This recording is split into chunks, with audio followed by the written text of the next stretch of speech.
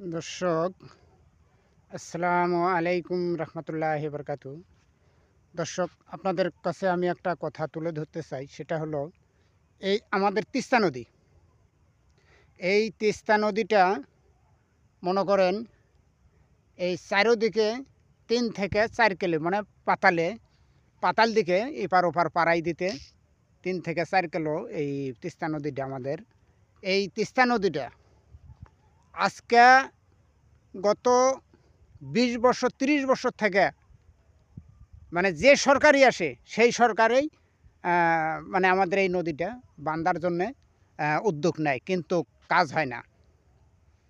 কিন্তু কেউ কাজ করতে পারে না, কেউ চেষ্টা করে কাজ করে না। কারণ কাজ করবে কিভাবে? সবাই তো হলো খাওয়ার জন্যে চিন্তা ভাবনা। তে কথা হলো যে এই হাসিনা সরকারের আমলে যেগুলা মন্ত্রী এবং এমপি যেগুলো আছিল, এমপি মন্ত্রী বড় বড় যারা আছিল, তাদের কাছে যে টাকাগুলান আছে, তারা যেটা টাকা বাংলাদেশের টাকা যেটা আত্মসাৎ করছে, এর 1/4 ভাগ টাকা হলে আজকে বাংলাদেশের এই তিস্তা নদীর কাজ শেষ হয়ে যেত। তাহলে এই তিস্তা নদী, আমরা অভাব দরিদ্র মানুষ এই এলাকায়, এই দেখেন কত কষ্ট, সাধ্য জমি, এই হাজার হাজার বিঘা সম্পদ, হাজার হাজার বিঘা সম্পত্তি এই দেখেন পড়ে আছে, বালি আর বালি, বালি আর বালি, বালি আর বালি। তাহলে চিন্তা করেন যে ওরা যে টাকাগুলেন, যে বাংলাদেশের টাকা আত্মসাৎ করছে, এই টাকাগুলেন হলেন তরে কিন্তু এই তিস্তা নদীটা ক্লিয়ার হয়ে যেত, কাজ কাম হয়ে যেত। আর সেই লোকেরা এই তিস্তা নদী প্রকল্প না শেষ করে ওরা টাকা এইরকমভাবে মারে ধরে খাওয়াছে থুসে বাংলাদেশের টাকা। দর্শক দেখেন, আমার বয়সে এই তিস্তা নদী আমি 17 থেকে 18 বার বাড়ি ভাঙছে। আমার কোনো অস্তিত্ব নাই। এখন এই যে সম্পত্তি, এই যে দেখেন বালুচর, এই যে বালিচর, এই যেগুলো সব বালি, এই দেখেন যত দূর দেখা যায় ধুধু করে বালুচর। আর সামান্য একটা তিস্তা নদী, দেশের সরকারে যদি এত বড় বড় ব্রিজ করতে পারে, কোটি কোটি লক্ষ লক্ষ টাকা খরচ করে, হাজার হাজার কোটি টাকা খরচ করে, সামান্য আমাদের বাংলাদেশে এই তিস্তা নদীটা কেউ বান্ধার উদ্যোগ নিতেছে না, কেউ কাজ করতেছে না।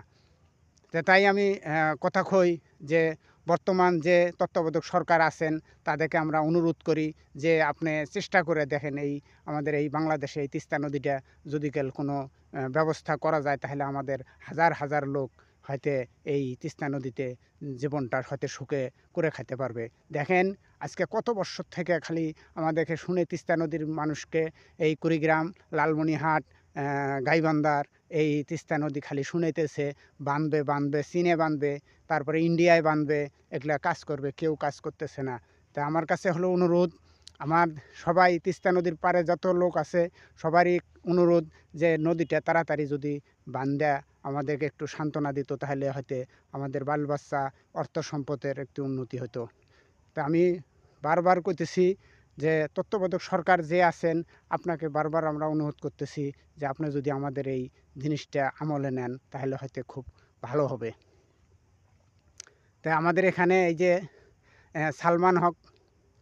সালমানে এই যে বিদ্যুৎ কেন্দ্র করছে, এই যে বিদ্যুৎ কেন্দ্র, সালমানে বিদ্যুৎ কেন্দ্র করে যদি তিস্তা নদী আটকাইতে পারে, আর সরকারে মনে করেন কিছু টাকা খরচ করে, তাহলে হয়তো একবারে ইয়ার থেকে, ডালিয়া থেকে হয়তো ব্রিজটা, হয়তো এই তিস্তা নদীটার কাজ করলে আমাদের হাজার হাজার, মনে করেন এই বাংলাদেশে যেতুগুলান এই তিস্তা নদীর যত সম্পত্তি পড়ে আছে, এই সম্পত্তিগুলান যদি একবার যদি আবাদ হয়, নিম্নত বাংলাদেশে যত মানুষ আছে 3 থেকে 4 মাসের খাদ্য হবে এই বাংলাদেশের এই তিস্তা নদীর ফসল দিয়ে। যে তিস্তা নদীর যে ফসলগুলো পড়ে আছে, যেই জায়গাগুলো পড়ে আছে, যে বালিচরগুলো পড়ে আছে, এই বালিচর এই সম্পদ হলে নিম্নত বাংলাদেশের 3 মাসের খোরাকি উঠে আসবে এই বাংলাদেশের এই তিস্তা নদীর সম্পদ দিয়ে। তাই বারবার আমি বলতেছি, যে কোনো সরকার আসেন, আপনাদের কাছে অনুরোধ যে আমাদের এই তিস্তা নদীটা তাড়াতাড়ি হয়তো কাজ করবেন। ভালো থাকেন, সুস্থ থাকেন, দেখা হবে আগামীকাল আগামী আরও অন্য কোনো ভিডিওতে।